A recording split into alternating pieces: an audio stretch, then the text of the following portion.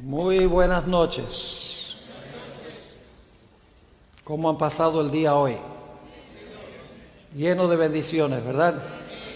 Ha sido un sábado de gran solemnidad.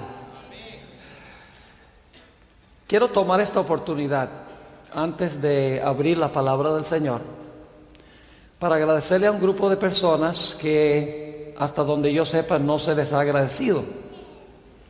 Me refiero a las personas que han venido representando la cadena de televisión 3ABN. Esta emisora de televisión es una bendición muy grande para la iglesia adventista. Ellos transmiten la verdad del Señor sin temor. Es una cosa que he agradecido mucho de 3ABN. Y nosotros debemos orar por 3ABN. Y no solamente orar, sino que debemos contribuir para el sostenimiento de 3ABN también.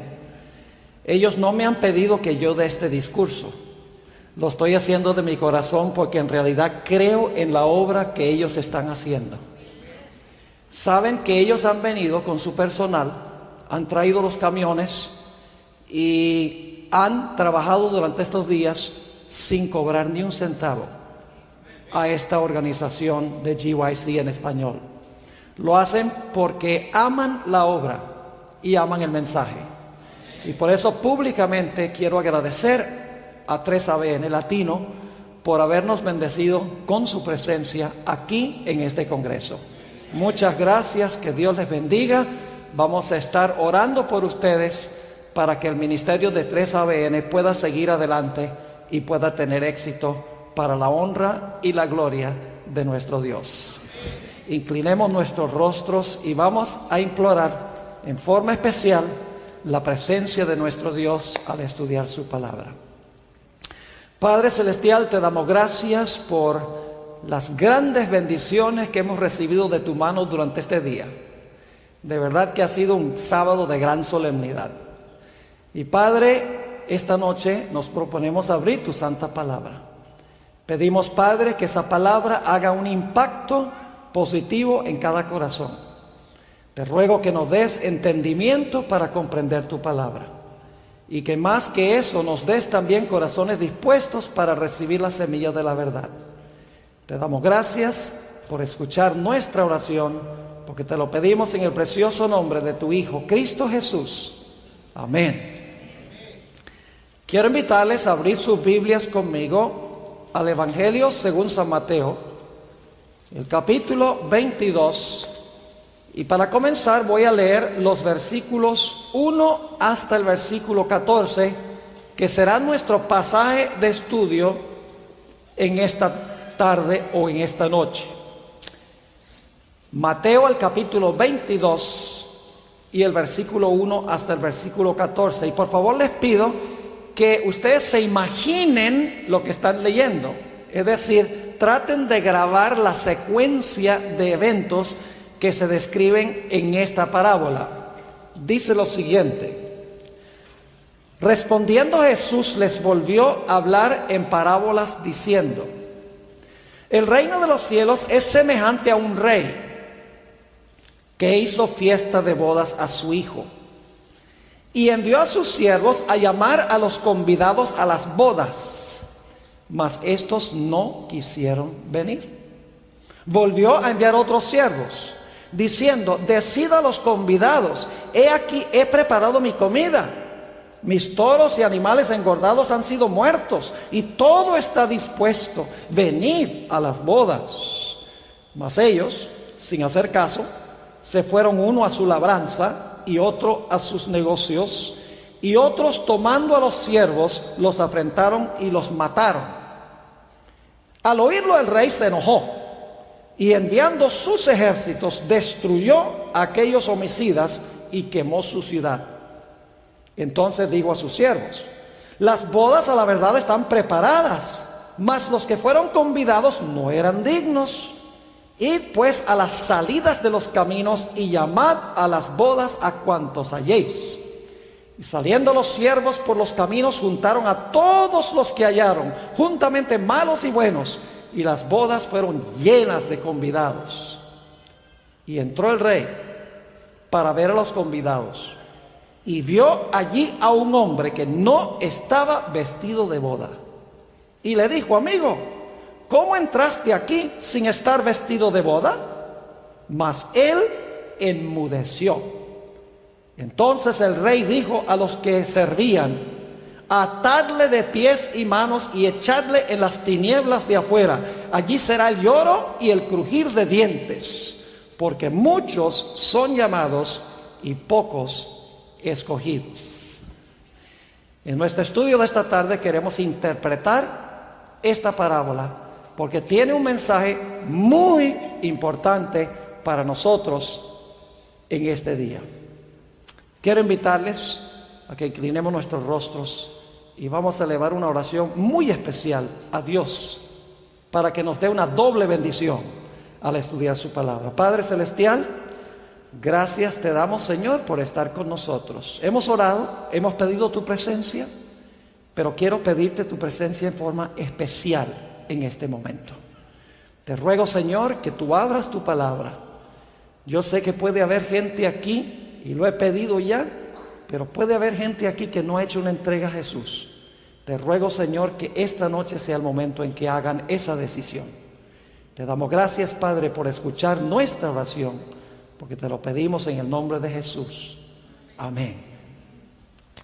Vamos a interpretar esta parábola empezando en el versículo 1.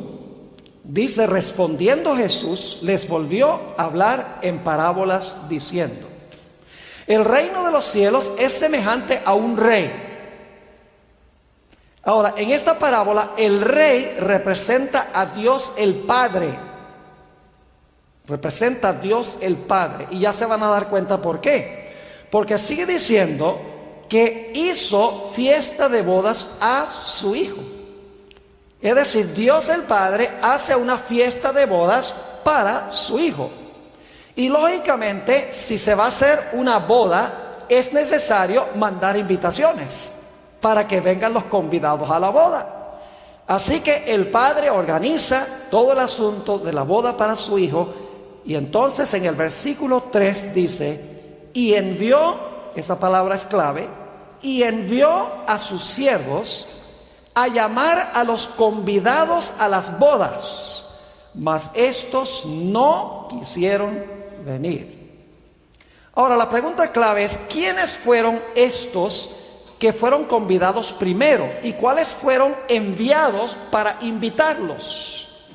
La respuesta es triple. En primer lugar, los que fueron enviados para invitar a este grupo a las bodas fueron, en primer lugar, Juan el Bautista. En segundo lugar, los 12 apóstoles. Y en tercer lugar, el grupo de los 70. Vamos a anotar en primer lugar Juan 1, 6 y 7 para que se den cuenta que Dios mandó a Juan para invitar a los judíos a la boda de Jesús. Dice en Juan 1 y el versículo 6 y 7: hubo un hombre enviado de Dios. Note la palabra clave, enviado. Dice, la parábola dice envió, ¿verdad? Aquí dice: hubo un hombre enviado de Dios, el cual se llamaba Juan. Este vino por testimonio, para que diese testimonio de la luz, a fin de que todos creyesen por él. Y dicho sea de paso, a Juan el Bautista se le llama el amigo del esposo. Es el que vino a hacer los preparativos para que los judíos recibieran a Jesús y para que estuvieran presentes en la boda del Señor Jesús. Es decir, el primero que fue enviado para llamar a los judíos a venir a la boda fue Juan el Bautista. Pero la Biblia también dice que los 12 apóstoles fueron enviados para preparar el camino para la boda de Jesús. Dice en Mateo el capítulo 10 y el versículo 5 al 7, Mateo el capítulo 10 y el versículo 5 al 7, hablando de los 12 apóstoles, lo siguiente: a estos 12 envió Jesús. Noten otra vez la palabra clave que se encuentra en la parábola. Envió Jesús y les dio instrucciones diciendo: por camino, recuerden esa palabra muy importante, por camino de gentiles no vayáis. Cuando usa la palabra camino se refiere a quiénes? a los gentiles: por camino de los gentiles no vayáis, y en ciudad de samaritanos no entréis, sino id antes a las ovejas perdidas de la casa de Israel, y yendo, predicad diciendo: el reino de los cielos se ha acercado. Es decir, es otra forma de declarar: la boda está preparada. Pero Cristo también llamó a un grupo de 70 que envió para preparar el camino para que el pueblo judío aceptara a Jesús, aceptara venir a la boda. Lucas, el capítulo 10 y el versículo 1 usa otra vez nuestra palabra clave, la palabra envió, que se encuentra en Mateo 22 y el versículo 3. Dice en Lucas 10 y el versículo 1: después de estas cosas, designó el Señor también a otros 70. ¿A quienes qué? A quienes envió de dos en dos delante de él, es decir, delante de Jesús, a toda ciudad y lugar a donde él había de ir. Es decir, los primeros mensajeros que fueron enviados, y la palabra se usa envió, fueron Juan el Bautista, los 12 apóstoles y el grupo de los 70, invitando a los judíos para que vinieran a la boda de Jesús. Pero como nos dice la parábola, no quisieron venir. Pero Dios no estaba por rendirse. Así que nos dice en el versículo 4 algo muy interesante. Dice: volvió a enviar otros siervos, diciendo: decid a los convidados: he aquí, he preparado mi comida. Y ahora viene un detalle muy importante. Dice: he preparado mi comida, mis toros y animales engordados han sido muertos y todo está dispuesto, venid a las bodas. ¿Se había realizado la boda todavía? No. Pero noten el detalle aquí que dice que los toros y los animales engordados para este tiempo habían sido ¿qué? Muertos. Yo pregunto, ¿qué representaban los sacrificios de toros y de animales engordados en el sistema de sacrificios del Antiguo Testamento? Representaba la muerte ¿de quién? De Cristo. Noten por ejemplo lo que dice Isaías 53 y el versículo 7, hablando del sistema de sacrificios y lo que significa. Dice allí: angustiado él y afligido, no abrió su boca, como cordero fue llevado al matadero. Fíjense que está presentando a Jesús como un cordero que es llevado al matadero, y como oveja delante de sus trasquiladores enmudeció y no abrió su boca. Es decir, el segundo grupo de mensajeros es enviado después de la muerte de Cristo, porque dice, el tiempo del verbo dice: he preparado mi comida, mis toros y animales engordados han sido muertos. Es decir, la segunda invitación se hace al pueblo judío después de la muerte de Cristo, representado por los sacrificios de toros y animales engordados. Pero nos dice la Biblia que cuando se hizo esta invitación, después de la muerte de Cristo, también rechazaron la invitación. Noten lo que dice en el versículo 5 de Mateo el capítulo 22, en cuanto a la respuesta de la gente después de la muerte de Cristo, que esa muerte fue representada por los animales engordados y por los toros sacrificados. Dice en el versículo 5: mas ellos, sin hacer caso, se fueron, uno a su labranza y otro a sus negocios, y otros, tomando a los siervos, los afrentaron y los mataron. ¿Qué hicieron con el segundo grupo de mensajeros que fueron enviados después de la muerte de Cristo, representado por los toros y animales engordados? No solamente ignoraron el mensaje, sino que dice aquí que afrentaron, una mejor traducción sería azotaron y mataron a los mensajeros que fueron enviados después de la muerte de Cristo. Ustedes saben muy bien, si conocen la profecía de las 70 semanas, que la puerta de la gracia no se cerró para el pueblo judío, sino hasta 3 años y medio después de la muerte de Cristo. Yo pregunto, ¿se mandaron mensajeros después de la muerte de Cristo al pueblo judío nuevamente? Claro que sí, en abundancia. Es más, en Mateo 23 y el versículo 34, está hablando Jesús. Y Jesús aquí, en Mateo 23 y el versículo 34, está hablando estas palabras solo unos pocos días antes de su muerte. Y fíjense lo que dice al pueblo judío, particularmente a los escribas y los fariseos, porque allí se encuentran los ayes sobre los escribas y los fariseos. Dice en el versículo 34 del capítulo 23, por tanto, he aquí yo os envío, el tiempo del verbo es futuro, yo les voy a enviar, ¿qué cosa? Profetas, sabios y escribas. Y de ellos a unos mataréis y crucificaréis, y a otros azotaréis en vuestras sinagogas y perseguiréis de ciudad en ciudad. Yo pregunto, ¿eso fue exactamente lo que hicieron? Claro que sí.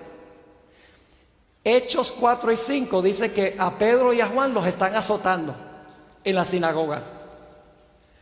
La Biblia nos dice que a Santiago los judíos influyeron para que lo decapitaran. A Esteban lo apedrearon. A Pedro lo crucificaron con la cabeza para abajo por instigación de los judíos. Es decir, se mandó un segundo grupo de mensajeros, pero ellos azotaron y maltrataron a esos mensajeros después de la muerte del Señor Jesucristo.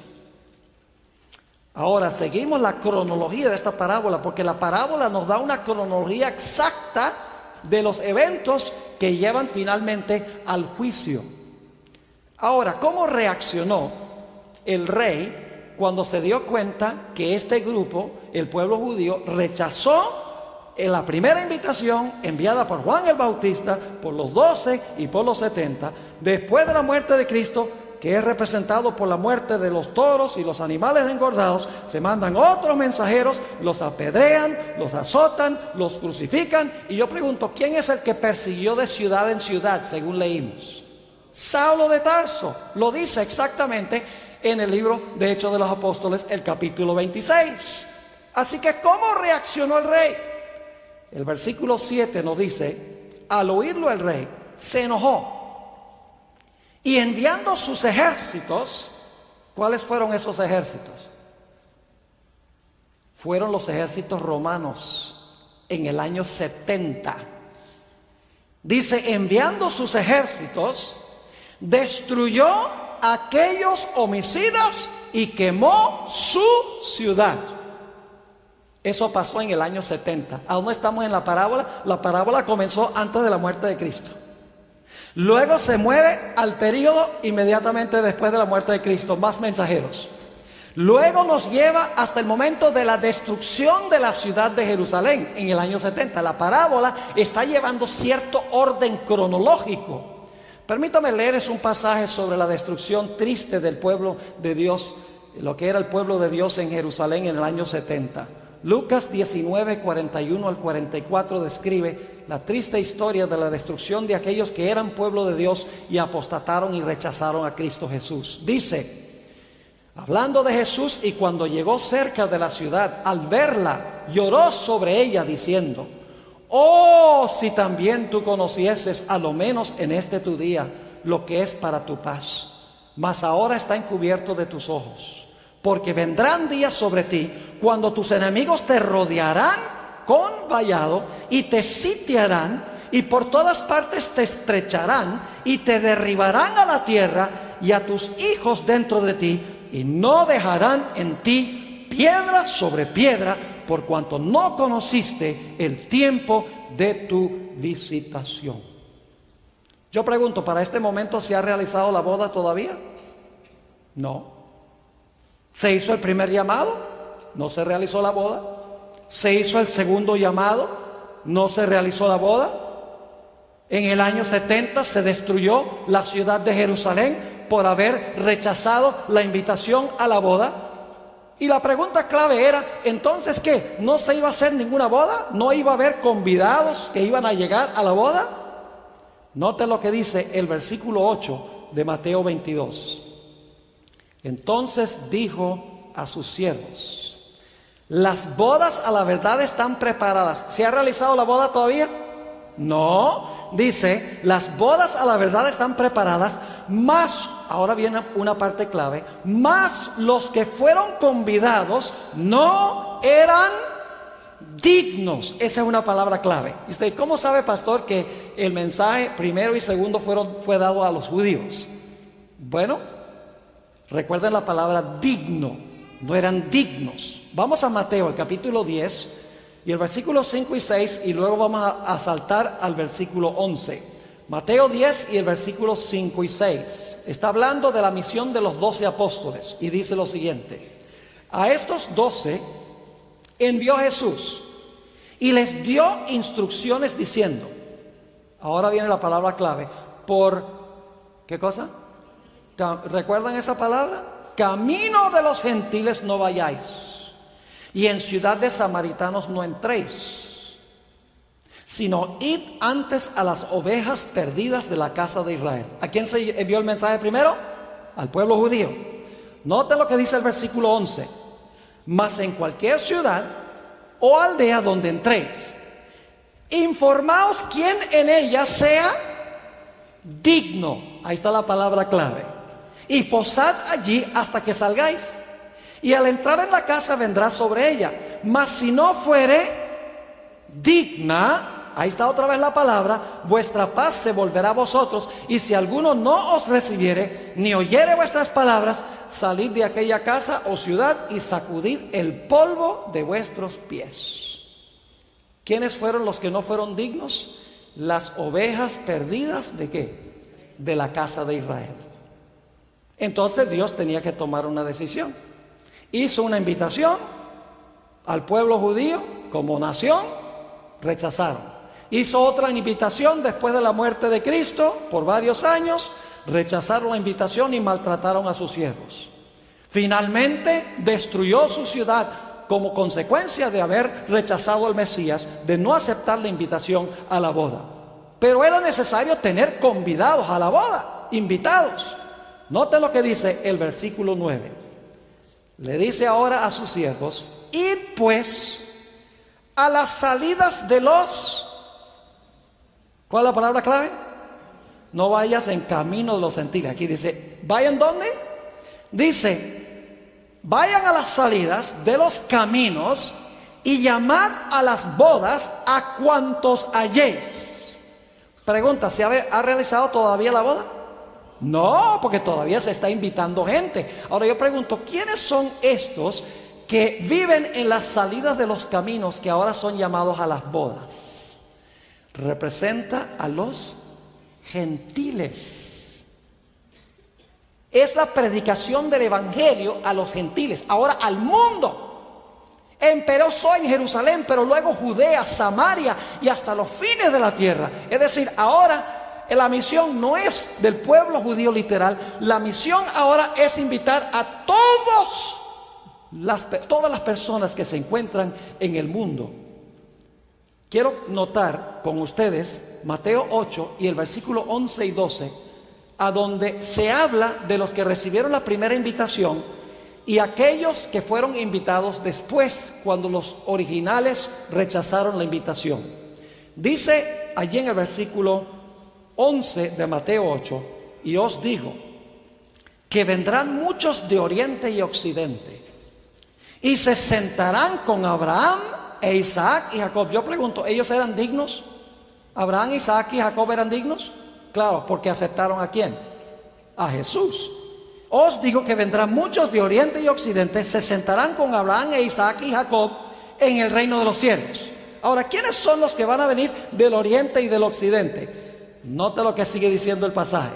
Mas los hijos del reino, ¿quiénes son esos? ¿Quiénes son los hijos del reino? Los que decían que eran hijos del reino. El pueblo judío. Dice, mas los hijos del reino serán echados fuera a las tinieblas. Allí será el lloro y el crujir de dientes. Ahora el mensaje va a ¿quiénes? Va a los gentiles. Y dice que muchos de los gentiles se van a sentar con Abraham, Isaac y Jacob, que fueron dignos entre los judíos, porque recibieron a Jesús. Estos dos versículos de Mateo 8, 11 y 12 se amplían en Lucas 13. Es más claro todavía el pasaje de Lucas 13 y el versículo 22 hasta el versículo 30. Lucas 13 y el versículo 22 hasta el versículo 30. Y fíjense lo que dice, qué interesante. Pasaba Jesús por ciudades y aldeas, enseñando y encaminándose a Jerusalén. Y alguien le dijo: Señor, ¿son pocos los que se salvan? Y él les dijo: esforzaos a entrar por la puerta angosta, porque os digo que muchos procurarán entrar y no podrán. Después que el padre de la familia se haya levantado y cerrado la puerta, y estando fuera, empecéis, está hablando los judíos, y empecéis a llamar a la puerta diciendo: Señor, Señor, ábrenos. Él respondiendo os dirá: no sé de dónde sois. Entonces comenzaréis a decir: delante de ti hemos comido y bebido. ¿Quiénes fueron esos? El pueblo judío. Delante de ti hemos comido y bebido, y en nuestras plazas enseñaste. Pero os digo que no sé de dónde sois. Apartaos de mí todos vosotros, hacedores de maldad. Allí será el lloro y el crujir de dientes cuando veáis a Abraham, a Isaac y a Jacob y todos los profetas en el reino de Dios, y vosotros estéis excluidos. Porque vendrán del oriente y del occidente, del norte y del sur, y se sentarán a la mesa en el reino de Dios. Y he aquí, hay postreros que serán primeros, que es la reunión de los gentiles con la predicación del evangelio, y primeros que serán postreros, que es el pueblo judío a quienes se le impartió primero el mensaje. Pablo y Bernabé una vez estaban predicando, y el pueblo judío se opuso a lo que ellos estaban predicando en cuanto a Jesús. Y por lo tanto el apóstol Pablo y Bernabé hicieron una declaración a aquellas personas que estaban burlándose y rechazando su mensaje en cuanto a Jesús.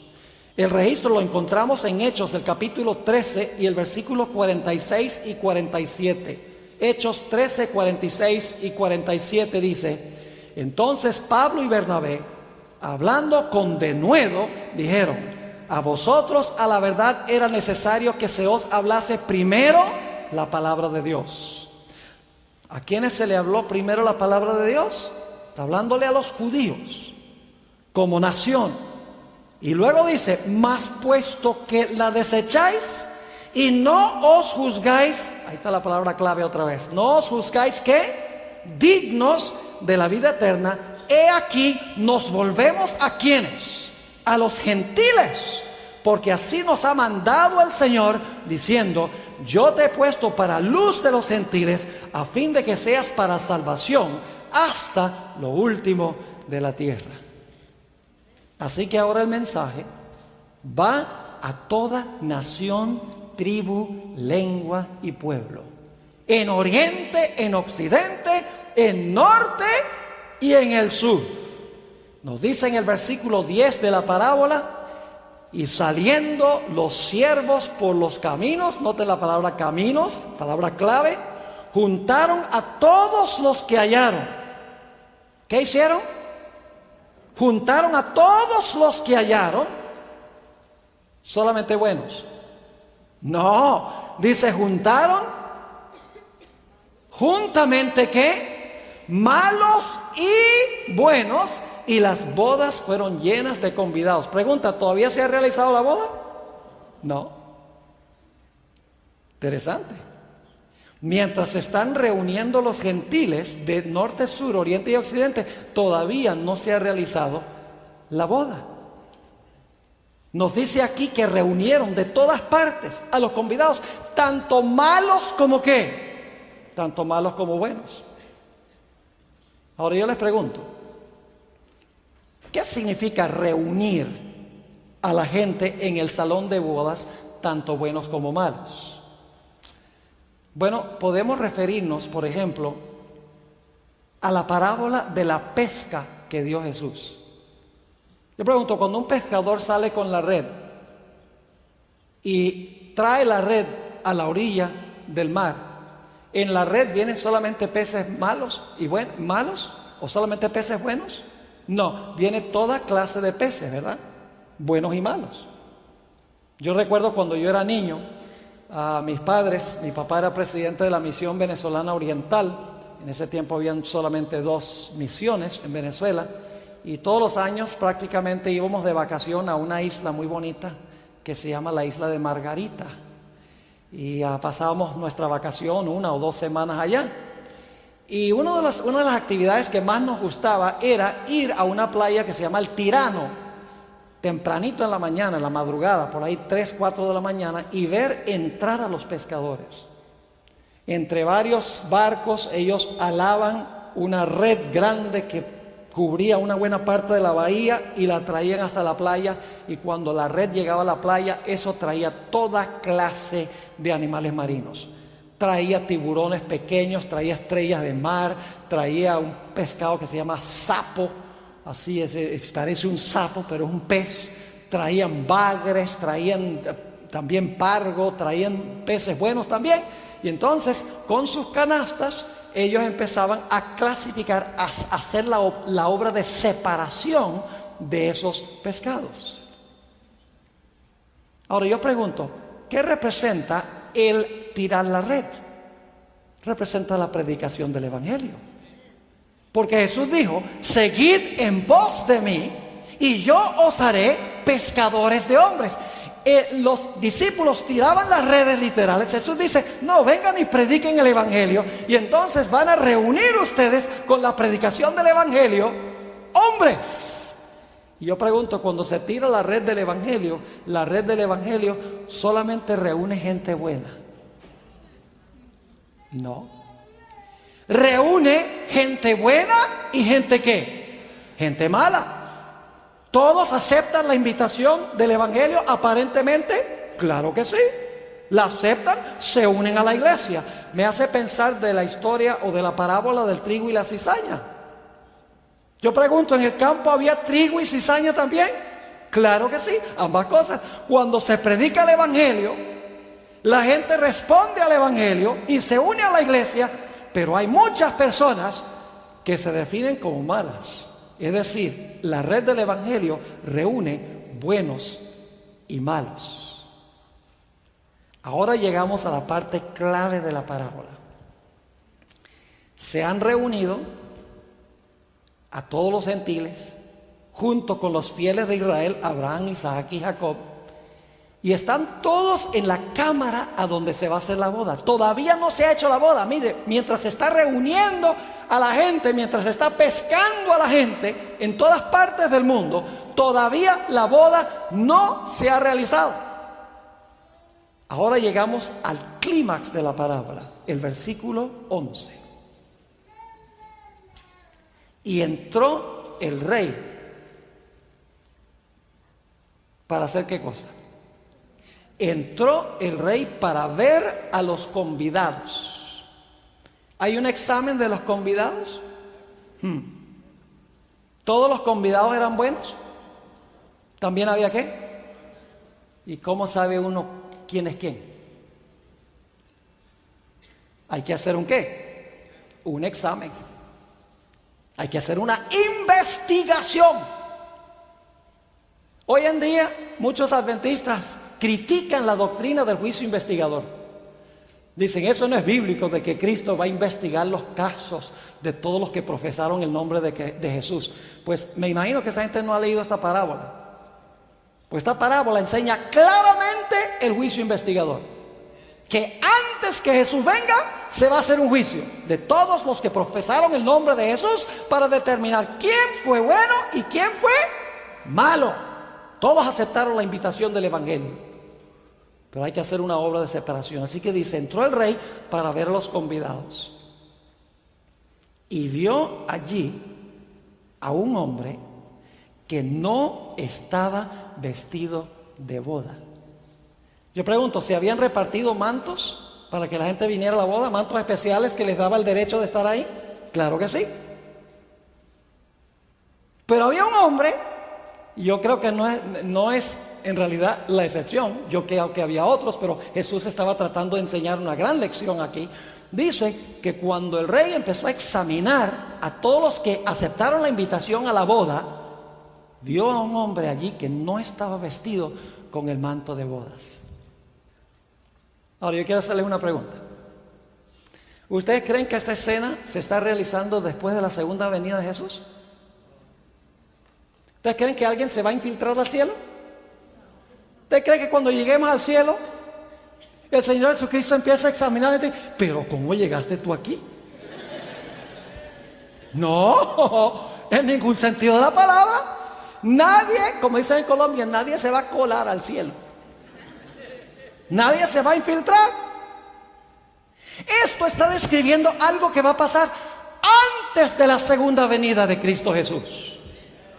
Y ustedes dicen, pero ¿cómo es que está ahí en el salón donde se va a hacer la boda? Hermanos y hermanas, estamos allí a través de nuestros registros, por lo que está escrito en los libros. Es decir, nosotros vamos a ser juzgados mientras estamos personalmente en la tierra, pero a través del registro exacto de nuestra vida en el cielo. Es decir, aquellas personas que recibieron y aceptaron a Jesús están escritos en el libro de la vida, pero luego se va a examinar el registro de su vida para ver si fueron creyentes genuinos o no.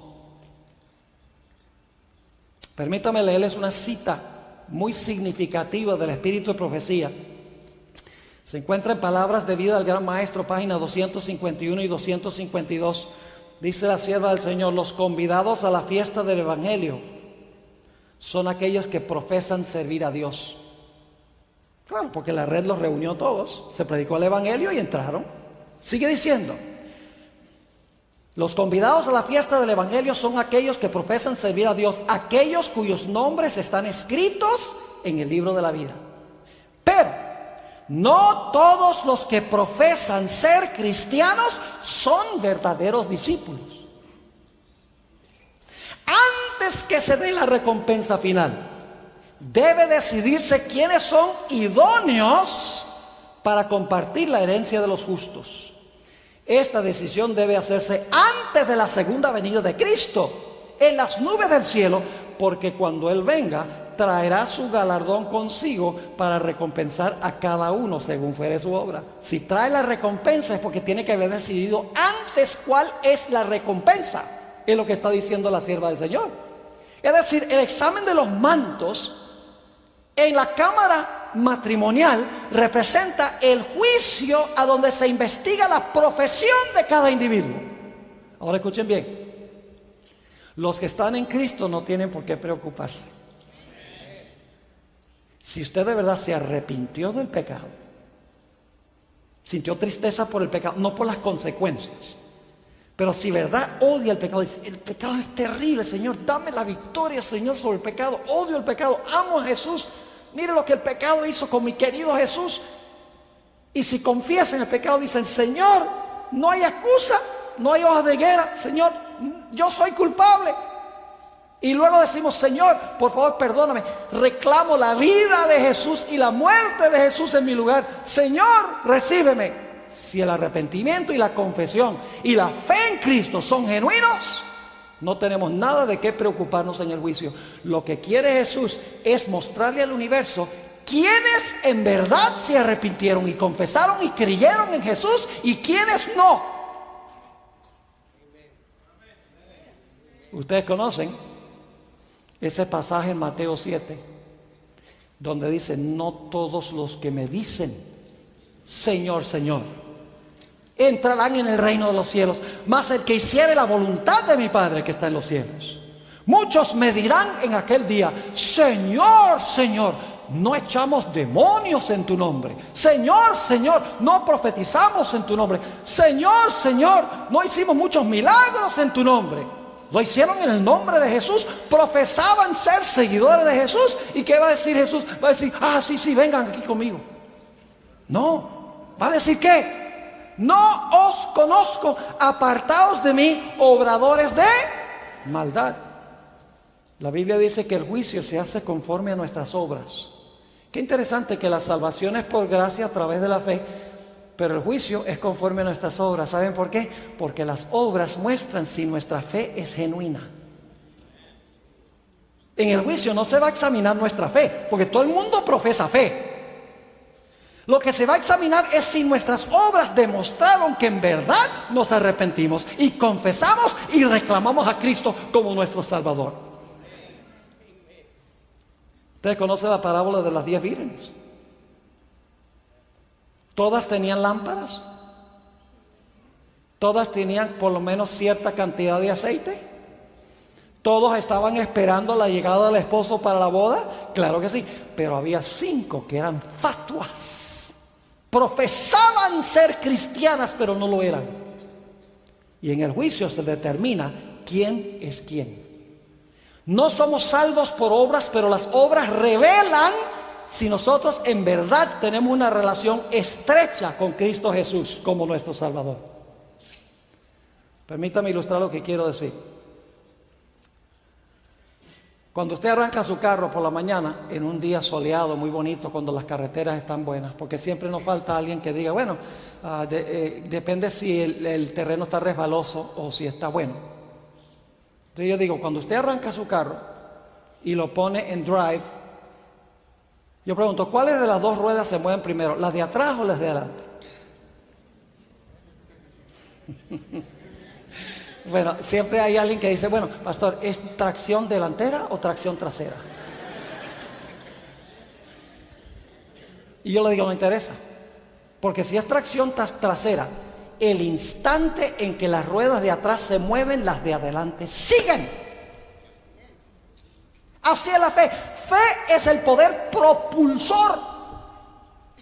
Y donde hay fe genuina en Jesús, arrepentimiento verdadero, confesión del pecado, porque nos duele el pecado, y reclamo de la justicia de Cristo Jesús, nuestra vida lo demuestra. Yo pregunto, ¿cuál de los 2 remos es más importante de un bote, el derecho o el izquierdo? Si usted tiene nada más el derecho, que es la fe, da vueltas a la izquierda. Si usted tiene nada más el izquierdo, da vueltas a la derecha. Para tener una vida balanceada, equilibrada, necesitamos tener una fe que obra. Y la obra, nuestra vida, demuestra en realidad si nosotros somos de Jesús o no somos de Jesús. En palabras de vida del gran maestro, página 252, dice la sierva del Señor, mientras los hombres moran todavía en la tierra, se verifica la obra del juicio investigador en los atrios del cielo. Delante de Dios pasa el registro de la vida de todos los profesos seguidores. Todos los profesos seguidores. Todos son examinados.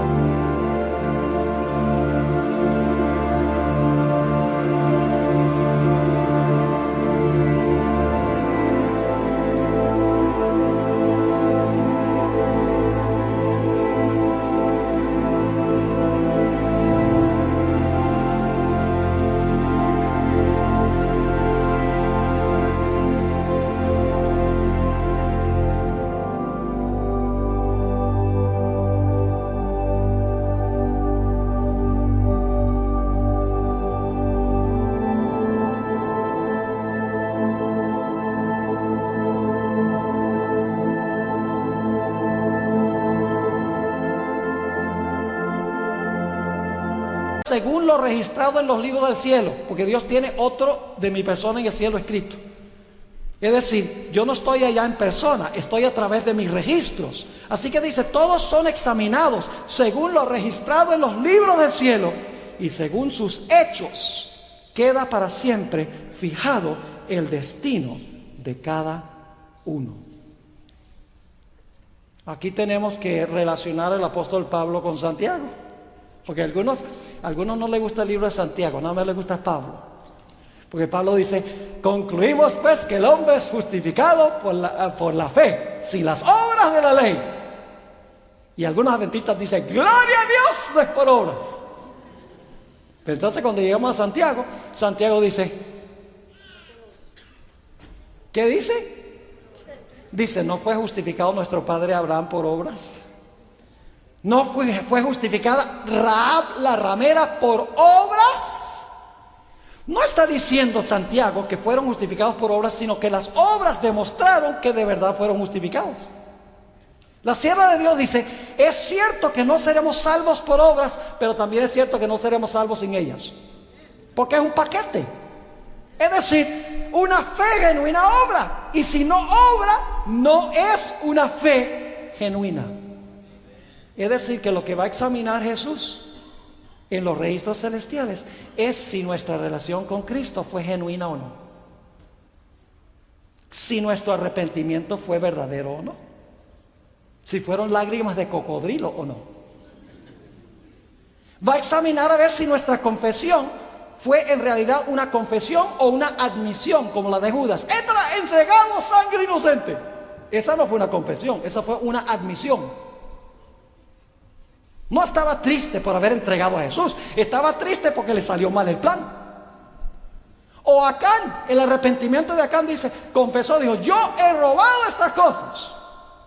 Confesó, pero no era una confesión genuina, porque si hubiera tenido la oportunidad, hubiera vuelto a robar otra vez. ¿Están entendiendo lo que estoy diciendo? Lo que se va a examinar es si nuestra profesión fue genuina, y se ve si es genuina o no por nuestra vida, por la forma en que nosotros vivimos. Ahora, hay una historia en la Biblia con la cual quiero terminar.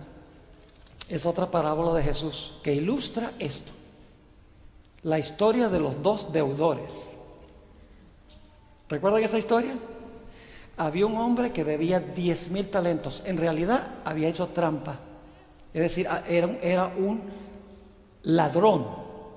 Porque había robado dinero de un rey. Y dice que lo trajeron a cuentas para examinar cómo llevó las cuentas. Ese es el juicio.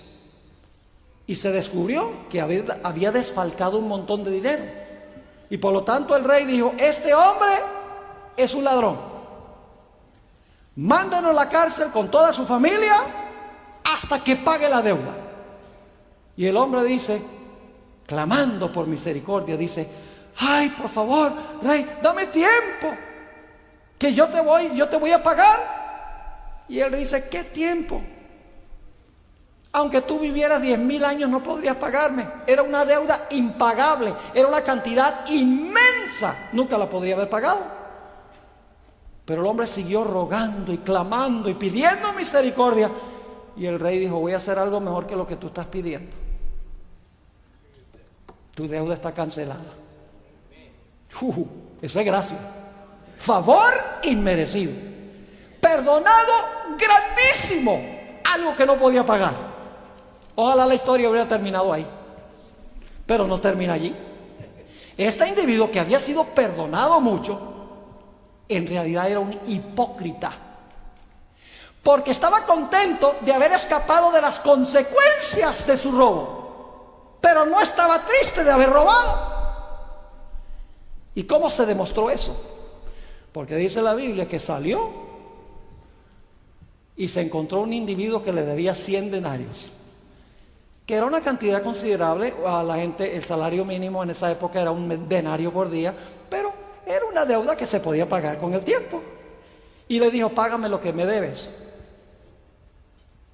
Y este individuo le dijo, pero por favor dame tiempo que yo te lo pago. Y dice, nada, me lo pagas ahora. Y dice la Biblia que lo agarró por el pescuezo. Lo agarró por el cuello y empezó a sacudir.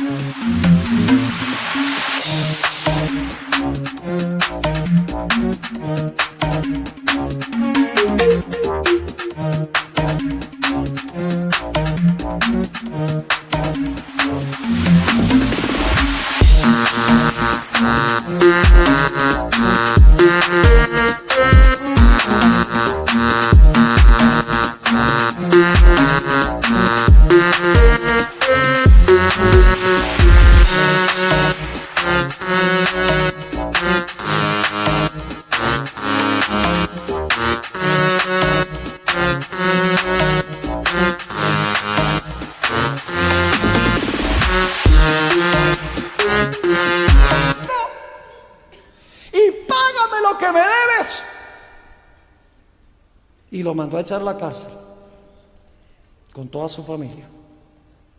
Llegó palabra al rey de lo que este hombre había hecho, que había sido perdonado grande, pero no era capaz de perdonar en cosas pequeñas. Y le dijo: ¿qué es esto que yo oigo de ti? Que tú, a quien le perdoné una deuda inmensa que nunca podías pagar, dicho sea de paso, representa la deuda que nosotros tenemos con Cristo Jesús, que por su gracia y su misericordia, cuando clamamos a Él, nos perdonó. Pero escuchen bien, cuando nosotros entendemos cuán grande es el perdón de Dios, nosotros vamos a permitir que ese perdón fluya a través de nosotros y vamos a perdonar a los demás. Por nuestras obras se demuestran si nuestra comprensión del perdón de Dios es plena y completa. Y le dijo: ahora te voy a revocar el pago. Yo pregunto, ¿puede el juicio revocar una decisión dependiendo de nuestra conducta? La parábola lo dice, y dice que fue echado a la cárcel hasta que pagara toda la deuda. Es decir, murió allí, pereció. Por eso Jesús dijo: perdónanos nuestras deudas como nosotros perdonamos a nuestros deudores. El perdón entra y sale, y si no sale es porque no entró. ¿Están entendiendo lo que estoy diciendo? Es decir, mis apreciados jóvenes y hermanos, lo que nosotros necesitamos más que cualquier otra cosa es tener una relación genuina, cristalina con Jesús. Necesitamos de verdad arrepentirnos por el pecado. Necesitamos confesar de corazón el pecado. Necesitamos reclamar los méritos de Cristo, su vida y su muerte por fe. Eso es lo que significa creer en Él. Y luego tenemos que clamar por el Espíritu Santo para que el Espíritu Santo viva la vida de Jesús en nosotros. Y en el juicio se revelará si en verdad nosotros hicimos eso o si nosotros fuimos cristianos que podríamos decir hipócritas.